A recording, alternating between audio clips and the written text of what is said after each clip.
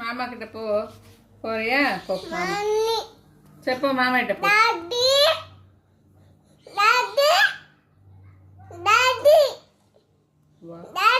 வா.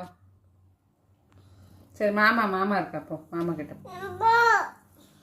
சரி மாமா வந்திருக்காங்க.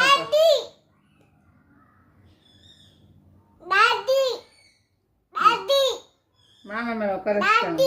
மாமா மேல உட்கார வச்சாங்களா?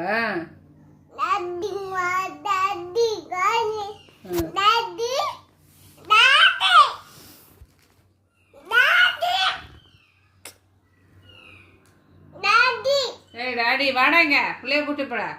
வா.